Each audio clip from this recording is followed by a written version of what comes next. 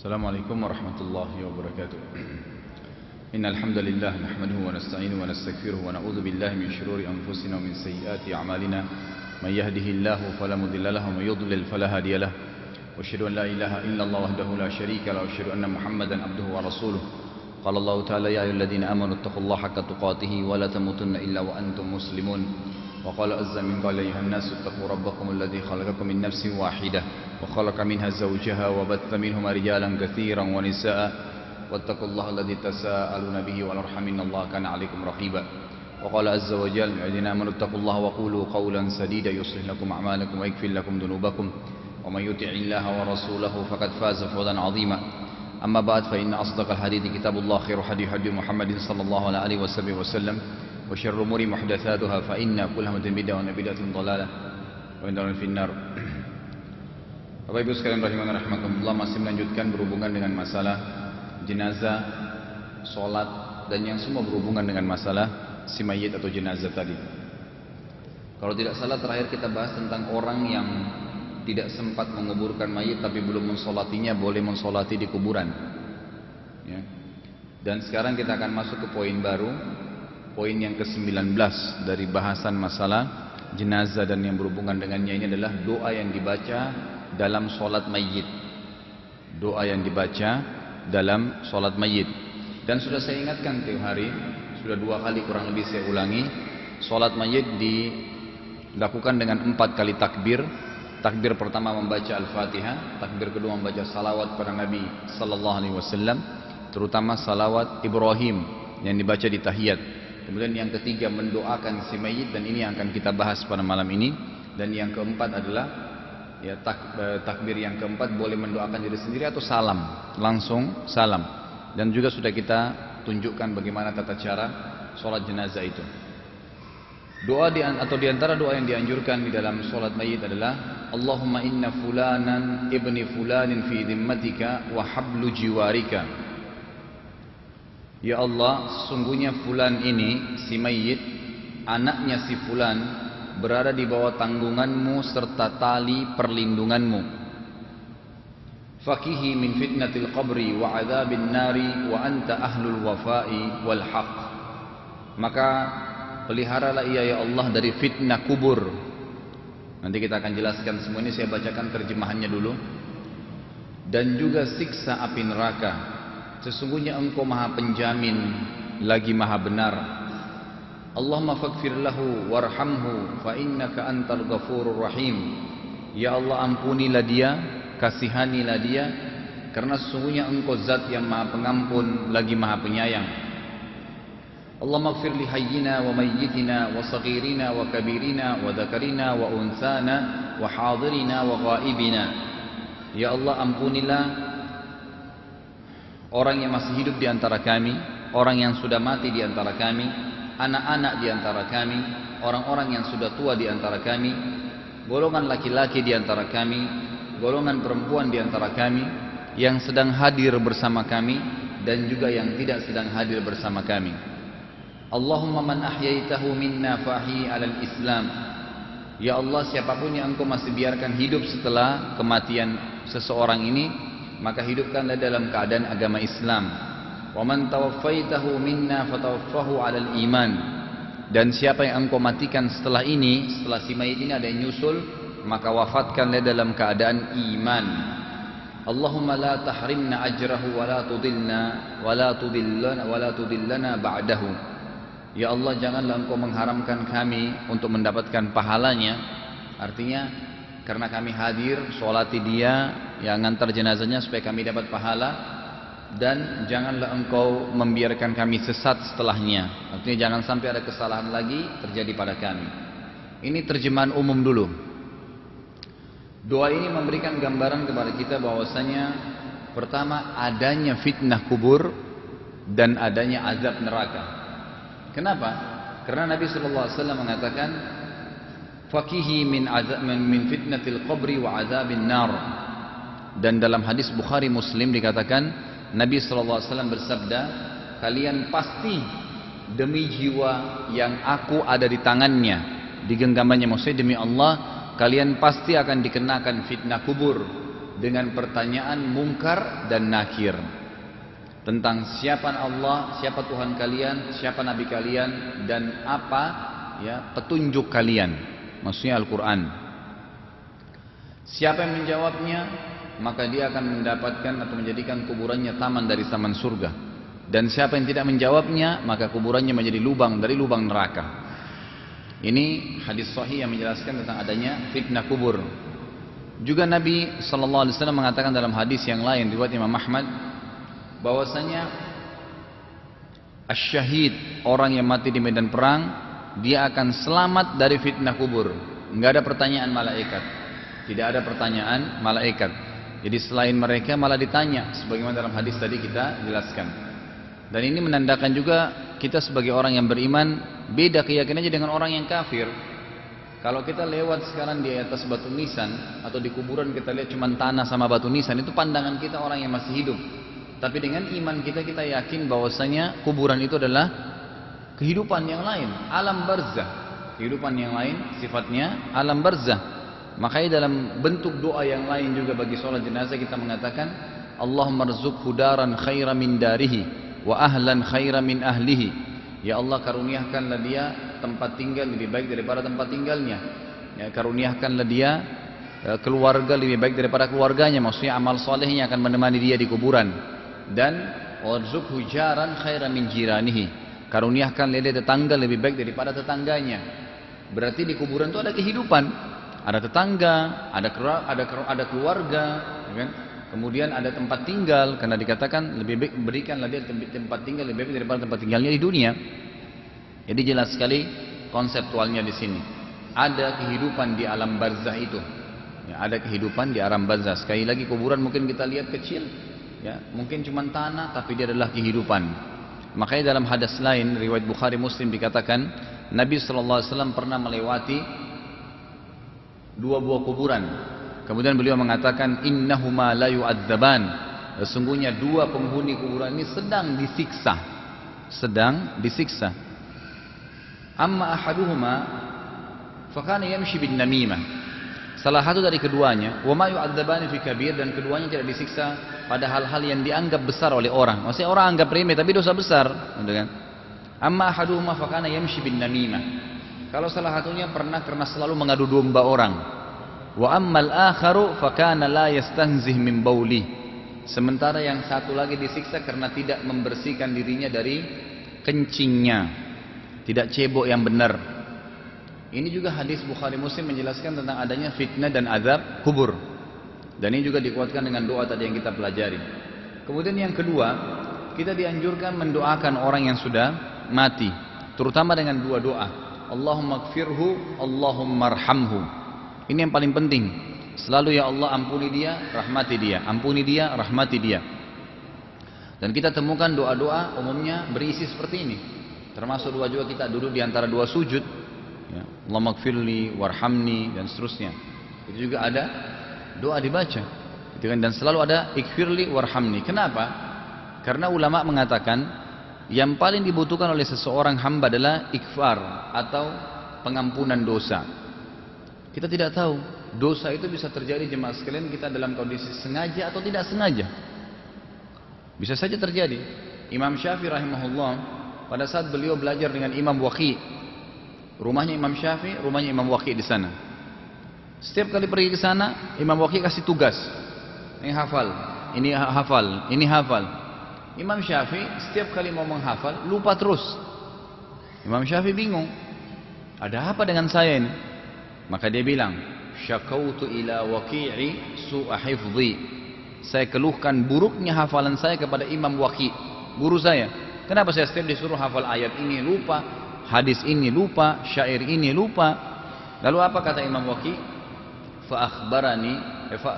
Fa'arsyadani ila tarkil ma'asi.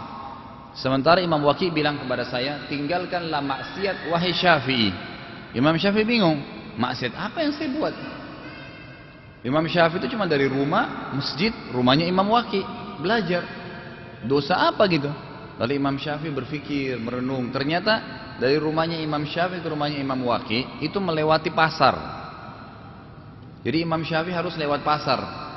Imam Syafi'i nggak ikut-ikutan, nggak transaksi, nggak ada apa-apa di situ, cuman lewat. Tapi ternyata di pasar itu ada riba, ada manipulasi. Seperti kita tahu, pasar ada saja mungkin kebaikan-kebaikan, tapi lebih banyak negatifnya. Di sana orang menipu, di sana orang ya manipulasi barang, di sana orang riba, di sana orang mungkin menggunakan uang palsu, apa saja bisa terjadi di pasar. Makanya Nabi SAW mengatakan dalam hadis yang lain, sesungguhnya ya, tempat di muka bumi ini yang paling Allah cintai adalah masjid. Karena masjid orang beribadah, sholat, pengajian, zikir, semuanya. Dan tempat yang paling Allah benci di muka bumi adalah pasar. Karena pasar banyak sekali kesalahan di dalamnya. Bukan tidak boleh ke pasar, tapi di situ umumnya lebih banyak dosa gitu. Lalu yang terjadi, Imam Syafi'i rahimahullah mengubah jalurnya. Ini rumahnya tadi lewat depan pasar, sekarang dia putar dari belakang sampai ke rumahnya Imam Waqi.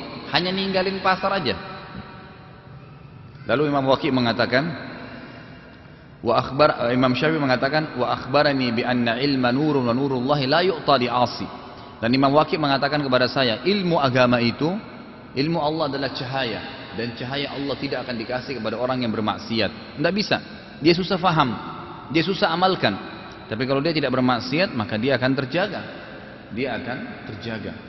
Apa yang terjadi? Imam Syafi'i mengatakan, setelah aku mengubah jalurku, tiba-tiba saja, ya, setiap kali aku baca buku, aku tutup sebelahnya. Karena kalau aku buka, aku hafal semuanya. Hanya dengan masalah itu. Berarti kemaksiatan ada sifatnya yang tidak disengaja, kita nggak sadar. Masuk ke pasar dengar musik, maksiat kepada Allah Subhanahu Wa Taala. Kita tidak sadar gitu kan, tapi apa boleh buat? Tetap saja kesalahan. Kan gitu. Makanya Allah SWT mengatakan apa? Wala taqrabuz zina. Jangan dekati zina itu. Kenapa dikatakan jangan dekati? Artinya cut, potong semua fasilitasnya. Dari dengar musiknya, dari interaksi dengan lawan jenis, dari tidak tutup aurat, dari tempat-tempat kumpulnya orang-orang yang bisa menjerumuskan kita pada zina, itu semua di-cut, diberhentiin supaya tidak sampai ke zinahnya. Setiap kali kita lihat kemaksiatan, ada kenikmatan. Siapa yang bilang nonton sinetron gak enak? Enak.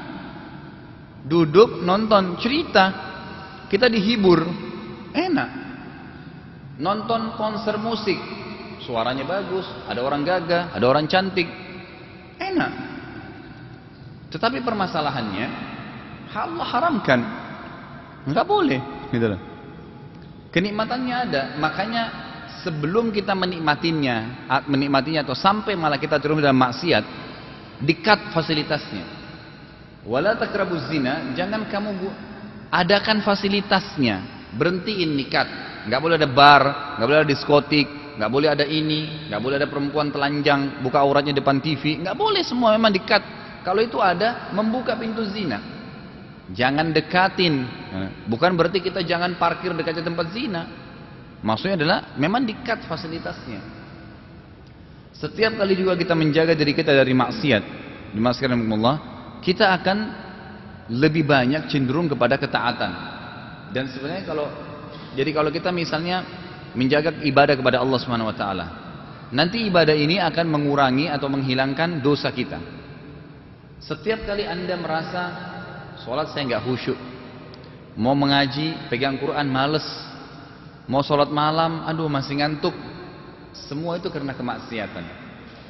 Kapan Anda membersihkan diri Anda dari dosa itu, dari dosa-dosa, maka Anda dengan sendirinya pengen sholat malam. Anda dengan sendirinya terbangun. Anda dengan sendirinya mulai berkembang mengatakan, saya mau baca 2 lembar di Quran. Nanti berkembang 1 juz, berkembang khatam Quran, berkembang menambah hafalan. Dengan meninggalkan maksiat, maka kita akan termotivasi menambah tambahan ibadah. Tidak bisa ketemu keduanya. Makanya biasanya syaitan kalau Anda sudah hadir pengajian begini dapat ilmu, dapat pahala. Dosa Anda ada yang dibersihkan nih. Misal dosa Anda 1000, ternyata dengan hadir 1 kali di majelis taklim pulang 100, hilang 100. Maka syaitan berusaha setelah antum bubar dari pengajian ini supaya dosa 100 itu ada lagi, kalau perlu lebih. Dengan cara pulang gunjing orang lagi, lihat lagi yang haram, berbicara lagi yang haram, mendengar lagi yang haram, maka dosanya kembali lagi yang 100 tadi, bahkan bisa lebih. Kenapa? Karena kalau dibiarkan dosa ini terus dikeruk, dihabisin oleh pahala, kita beramal soleh. Kata Allah SWT, innal hasanati yudhimmas sayyiat. Setiap pahala amal soleh menghapuskan dosa-dosa. Jadi setiap kali kita jaga amal soleh, dosa kita berkurang. Ini kalau berkurang sampai, apalagi kalau sampai habis, maka dipastikan ibadah kita akan sangat maksimal. Kalau sholat khusyuk, dengar ayat tersentuh nangis, setiap kali kita lagi diam, ada saja Allah bukakan pintu untuk mendapatkan pahala. Memang begitu. Tapi tidak akan pernah bisa seseorang itu mencapai tingkat kehusyuan sholat, keinginan infak setiap saat, keinginan selalu mengejar perbuatan baik, selalu merindukan surga, selalu takut dengan api neraka. Itu nggak bisa dirasakan kecuali orang dosanya sudah bersih, dosanya sudah mulai habis, terkerok semuanya, baru anda bisa rasakan tuh. Kenapa Rabi ibn Haytham rahimahullah, ulama tabi'in, itu berdiri pernah di depan api unggun yang besar, kemudian beliau menangis. Ada satu temannya berdiri di belakangnya, ikut dengarkan apa yang dia bisikin dirinya sendiri. Dia mengatakan ayat tentang neraka, sami'u laha tagayyuzan wa zafira wa idza ulqu minha makanan dayyika muqarrina da'u hunalika thubura. Dia katakan, jadi sambil dia lihat api yang besar di depannya, itu kan ada letupan-letupan tuh dari bahan bakarnya, mungkin dari kayunya, dari batunya tuh letup-letup. Kebetulan Allah ceritakan neraka itu begitu nanti, ada letupan-letupannya. Sami'u, mereka semua akan mendengar, laha tagayyuzan wa zafira, tiupan api yang gitu, suara api dengan suara letupan, tak tak gitu ya. Jadi dia bayangkan itu. Lalu dia mengatakan, Allah SWT mengatakan, dan kalau seandainya api itu masuk ke celah jalan yang kecil, niscaya api itu akan melewatinya.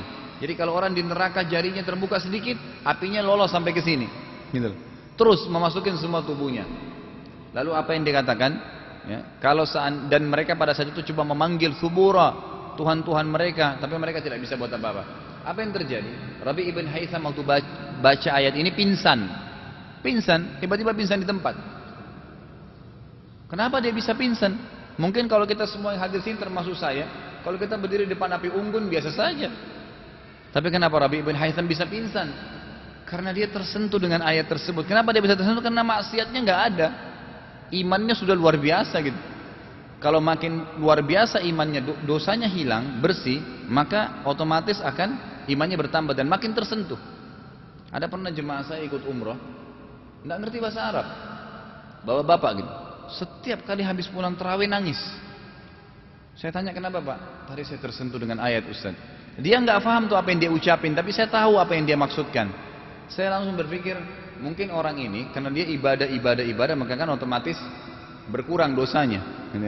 Anda kalau pergi haji misalnya 20 hari, ada waktu nggak nonton TV? Nggak ada. 20 hari, 30 hari nggak pernah nonton TV. Putar TV mungkin nggak pernah, gitu kan? Kita dari kamar istirahat sebentar, makan, habis makan masuk lagi ke masjid, begitu terus ibadah. Bedakan tuh keadaannya dengan setelah kita pulang Indonesia. Kalau kita bisa jaga itu maka terjaga imannya. Kalau enggak, maka akan beda sekali perasaannya. Anda akan bilang, kenapa ya saya kalau di Mekah khusyuk, di Indonesia enggak? Sebenarnya bukan masalah Mekah dengan Indonesianya. Karena pada saat kita pulang maksiat lagi, kan gitu. Masalahnya di situ.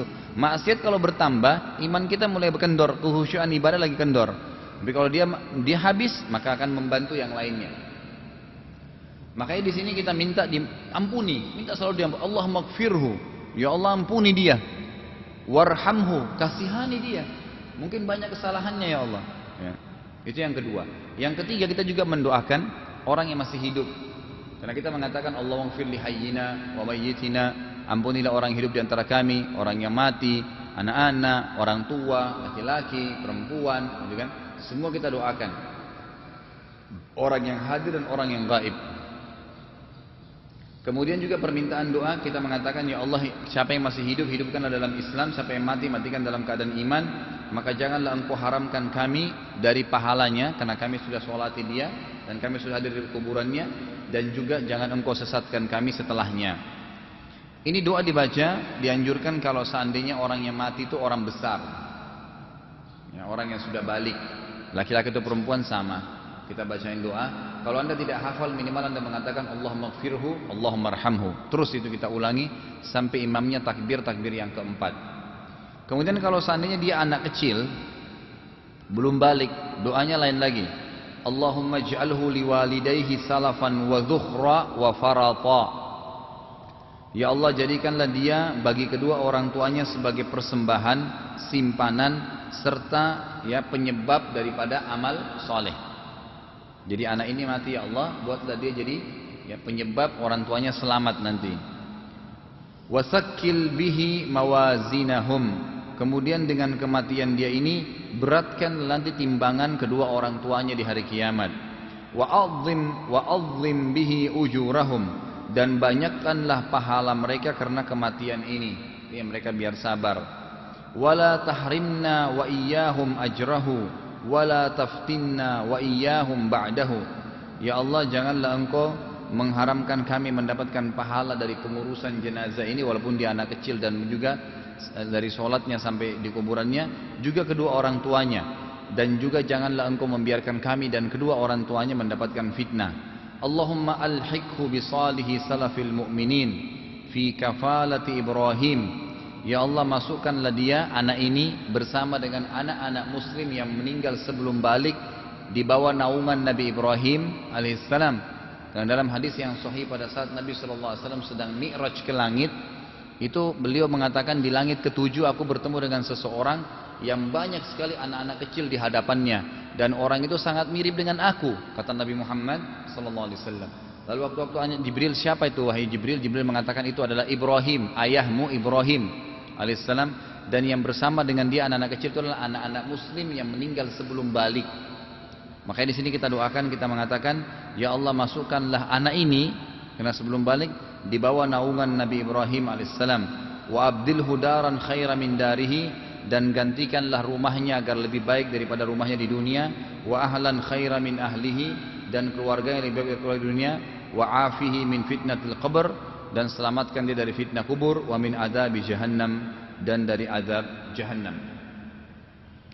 Kemudian poin setelahnya adalah mengantar mayit dan keutamaannya. Tadi itu doa dalam sholat. Ini semua berurut ya. Sholat tadi, tata cara sholat sampai bacaan sholatnya atau bacaan doanya. Kemudian kita masuk sekarang ke mengantar jenazah mayit dan keutamaannya. Di antara perbuatan sunnah yang berkaitan dengan mayit ialah mengantarnya ke kuburan berdasarkan sabda Nabi SAW diriwayatkan Imam Muslim dan Imam Ahmad. Udul maridha wamshu ma'al janazati tudzakirukumul akhirah. Jenguklah orang-orang sakit di antara kalian dan antarkanlah jenazah. Niscaya hal itu akan mengingatkan kalian kepada akhirat. Datang kepada orang sakit, mungkin orang itu pernah kaya raya, pejabat, badannya besar dulunya waktu masih muda, dan ternyata sekarang diranjang pakai infus, tidak bisa bergerak, atau stroke. Itu mengingatkan kita bahwasanya dunia ini sebentar, dan sebentar lagi dia akan mati orang ini. Kalau kita ngantar jenazahnya ke kuburan, lebih hebat lagi, lebih mengingatkan kita tentang kuburan itu, tentang masalah akhirat. Ini penting sekali. Makanya saya pernah titip beratkan, kalau Bapak Ibu masih ingat rahimani rahimakumullah, kalau anda ingin dunia ini anda lewatin dengan tenang, tidak ada masalah, mau dalam keadaan anda kaya raya atau anda miskin, mau anda sakit atau anda sehat, mau anda laki-laki atau perempuan, mau anak muda atau orang tua, sama saja. Cara tenang untuk menghadapi dunia ini dalam keadaan apapun, senang, susah, dan gitu, itu dengan meyakini dan menyadari adanya kehidupan akhirat,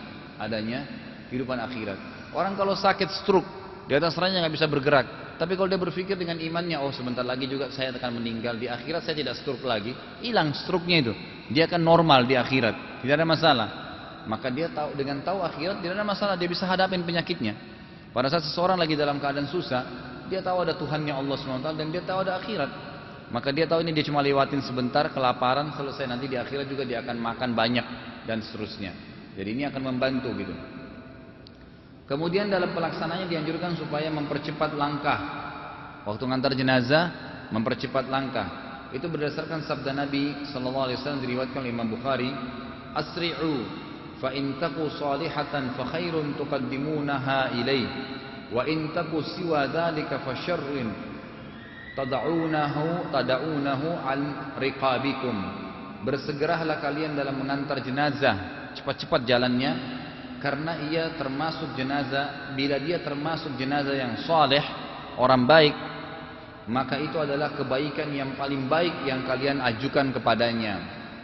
Makanya dalam hadis lain dikatakan ikramul mayyit dafnuhu. Penghargaan terhadap jenazah adalah bersegera memakamkannya. Ingat, ini penting ya.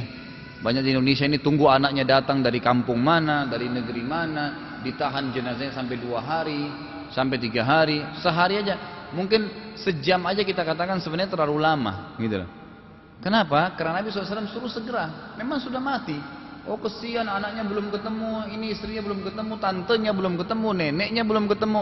Ini kapan jenazahnya mau dikuburin? Tidak boleh kita terbawa dengan perasaan kita orang yang masih hidup. Karena dia yang sudah mati sudah tidak mau lagi. Dia tidak mau. Kata Nabi SAW dalam hadis Bukhari, tidak ada seorang pun yang meninggal dunia di muka bumi ini, kafir atau muslim, yang berharap kembali ke dunia lagi. Sudah nggak mau. Orang kafir pun sudah tidak mau, gitu kan? Kecuali orang yang mati syahid, karena dia berharap, kata Nabi SAW, hidup di dunia, dibunuh lagi di medan perang, kemudian kembali lagi mati. Begitu terus, karena besarnya pahala yang dia dapatkan, gitu. Jadi ini penting sekali untuk diketahui, kan? Jadi Anda bisa wasiatkan kepada keluarga, kalau saya meninggal nggak usah lama-lama, malah tidak boleh lama-lama di rumah, gitu kan? Kesian, sepalaman dari jam berapa sampai jam berapa, gitu. Kalau saya lihat di Madinah sampai hari ini, meninggal habis maghrib, dimandikan langsung, habis isya dikubur. Begitu memang prosesnya, gitu loh. Jadi bukan berlama-lama, karena begitu sunnah Nabi SAW. Kata Nabi SAW, justru kalian segera menguburkan jenazah adalah sesuatu yang paling baik yang kalian berikan kepada dia kalau dia soleh. Tapi kalau dia bukan orang soleh, dia orang kafir atau orang yang banyak maksiat, maka sungguh kejelekan yang telah kalian turunkan dari pundak kalian. Artinya pada saat kalian pikul ini, sebenarnya kejelekan bagi dia, si mayit. Tapi apa boleh buat, harus dikuburkan. Ya, kurang lebih seperti itu gambarannya. Kemudian juga dikatakan dalam riwayat lain, riwayat Abu Daud dan Nasai, karena Nabi SAW Abu Bakar wa Umar yamshuna amamal janazah. Dianjurkan jalan di depannya jenazah. Boleh juga sementara memikul. Paling bagus kalau gantian. Mikul diganti, gitu kan. Dan kalaupun harus ada di belakang, maka orang-orang yang memang tidak bisa jalan cepat, karena dianjurkan di depan jenazah malah. Sementara mikul atau di depannya. Dikatakan dalam hadis ini bahwasanya Nabi SAW, Abu Bakar dan Umar selalu berjalan di hadapannya atau di depannya jenazah. Jenazah sini dia jalan di depannya, lebih cepat menuntun ke kuburan. Adapun keutamaan mengantar jenazah telah dijelaskan oleh Rasulullah SAW dalam hadis yang sahih diriwayatkan oleh Imam Bukhari. Man atba'a janazata muslimin imanan wa ihtisaba wa kana ma'ahu hatta yusalli alaihi wa yafrugha min dafniha fa innahu yarji'u min al-ajri bi qiratain. Siapa yang mengikuti mengantar jenazah dengan iman, yakin perintah Allah dan ihtisab, mengharapkan pahalanya, maka kemudian juga dia ikut sholat, menyolati jenazah. Jadi sholat dan mengantar jenazah sampai jenazah itu selesai dikuburkan, maka dia akan pulang dengan membawa 2 pahala gunung, yaitu 2 gunung pahala. Kullu qiratin mithlu Uhud. Setiap pahala segunung itu besarnya seperti gunung Uhud. Gunung Uhud di Madinah, ya. Wa man shalla 'alaiha thumma raja'a qabla an tudfan fa innahu yarji' bi qirat. Dan barang siapa yang ikut mensolati jenazah tapi tidak ikut ke kuburan, tidak ikut pemakamannya, maka dia pulang dengan membawa 1 qirat, 1 gunung pahala. 1 gunung pahala ini bukan hal yang ringan ini, hal yang sangat besar, karena kita mendapatkan pahala 1 gunung. Kemudian hal-hal yang dimakruhkan saat mengantar jenazah ini penting sekali. Dimakruhkan bagi wanita untuk ikut mengantar jenazah ke kuburan. Bahkan ada ulama yang sampai pada tingkat melarang keras, atau lebih tepatnya dikatakan diharamkan wanita ke ngantar jenazah, ya, ngantar. Kalau ziarah kubur berbeda. Ziarah kubur masih boleh. Ziarah kubur boleh, karena hadis Bukhari 2 buah. Yang pertama adalah hadis kata Nabi SAW, Allah melaknat wanita yang menziarahi kubur. Hadis ini disebutkan di Mekah. Lalu setelah Nabi SAW tiba di Madinah, beliau menyebutkan hadis yang umum. kuntu nahaitukum an ziyaratil kubur fazuruha fa inna tudzakkir akhirah.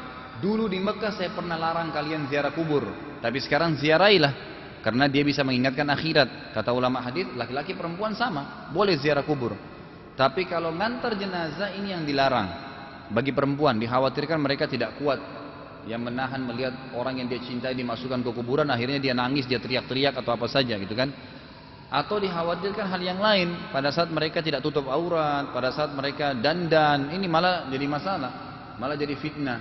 Lagi ngantar jenazah malah dia buat masalah, dia buat dosa. Ini sesuai dengan sabda Nabi SAW, diriwayatkan oleh Imam Muslim, bahwasanya Ummu Atiyah radhiyallahu anha berkata, nuhina an nattabi'al janaiza wa lam yu'zam alaina. Kami dilarang oleh Nabi SAW ikut mengantar jenazah. Hanya saja larangan tersebut bukanlah satu keharusan bagi kami. Maksudnya di sini dia mengatakan masih dimakruhkan, gitu kan? Tapi ada pendapat yang sampai pada tingkat melarangnya secara mutlak. Juga dimakruhkan mengeraskan suara di hadapan jenazah ketika berzikir atau membaca Al-Quran dan lain-lain. Misal ada seseorang lagi ngantar jenazah, dia niatnya mau berzikir, ada zikir pagi, misalnya habis subuh diantar jenazah, dia lagi selesaikan zikir paginya. Bolehkah dia zikir sambil antar jenazah? Boleh saja, tapi bukan karena jenazahnya. Kalau dia karena jenazah nggak boleh, jadi perbuatan bid'ah. Nggak boleh sama sekali berzikir sambil antar jenazah gitu kan, karena Nabi SAW tidak pernah berzikir antar jenazah, dan beliau adalah guru dan kiai kita sallallahu alaihi wasallam. Tapi kalau ada orang yang mau zikir, dia mau baca tilawah Al-Quran, itu lain. Makanya Imam Hasan Basri rahimahullah pernah satu kali ngantar jenazah di Baghdad, di Irak. Terus kemudian habis sholat diantar jenazah, muridnya ada di sebelahnya. Lalu dia sambil berzikir, la ilaha illallah, la ilaha illallah, sendiri. Hasan Basri zikir sendiri. Muridnya tanya, wahai imam, kenapa anda berzikir? Kan Nabi SAW tidak pernah zikir sementara antar jenazah. Tapi Imam Hasan Basri jawabnya begini. Dia bilang, berzikirlah kamu, karena yang sedang kita antar sudah tidak bisa lagi berzikir. Artinya ini bukan berhubungan sama jenazah, tapi saya tiba-tiba berpikir, bagaimana kalau saya mati seperti dia, saya tidak sempat berzikir. Maka saya berzikir bukan karena si jenazah. Beda dengan orang yang sekarang banyak diantara kita ngantar ke kuburan sambil la ilaha illallah ngerasin suara. Ini malah dilarang. Makanya beliau tekankan di sini, ya, itu dilarang untuk mengeraskan suara di hadapan jenazah. Ya.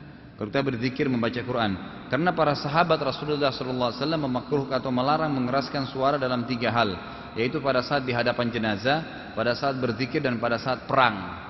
Mereka malah tidak bersuara. Para sahabat malah tidak bersuara di 3 keadaan ini. Juga dilarang untuk duduk sebelum jenazah diturunkan dari pundak orang-orang yang memikulnya. Berdasarkan sabda Nabi SAW dalam hadis Bukhari Muslim, "Idza atba'tumun janazata fala tajlisu hatta tuta'a bil ard."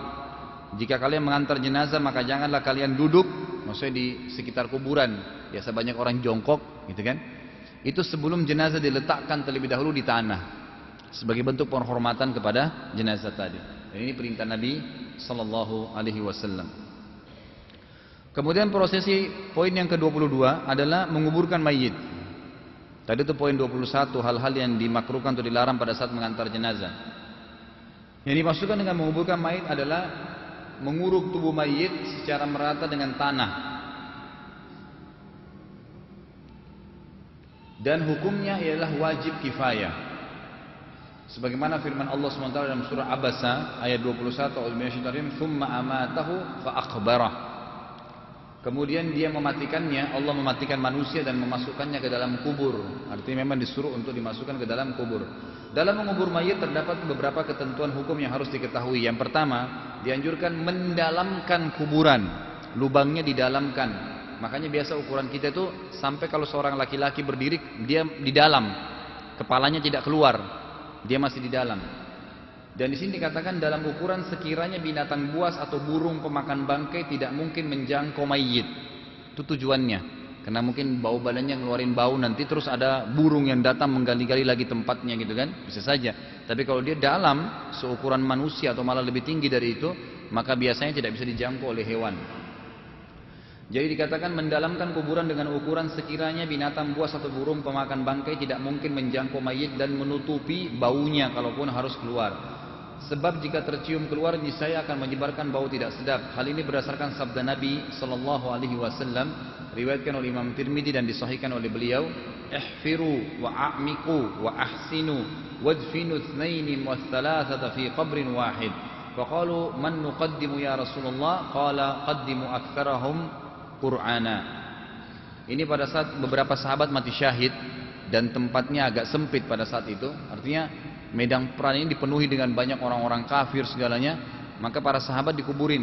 Nah waktu itu dikuburinnya adalah disusun beberapa orang dalam satu kuburan oleh Nabi SAW, diperintahin, maksudnya dibuatin kuburan, dimasukin satu, kemudian dibuat lagi di atasnya lubang, dimasukin lagi, gitu kan, dibuatin lahat. Dikatakan Nabi SAW, galilah, dalamkanlah, dan perbaguslah, rapikanlah.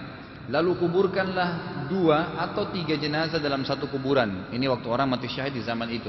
Para sahabat bertanya, ya Rasulullah, siapa yang kami dahulukan untuk dimasukkan? Rasulullah SAW menjawab, dahulukanlah siapa yang paling banyak menghafal Al-Quran. Kemudian yang kedua, dianjurkan, ini penting, di Indonesia tidak dilakukan, membuat lahat. Apa itu lahat?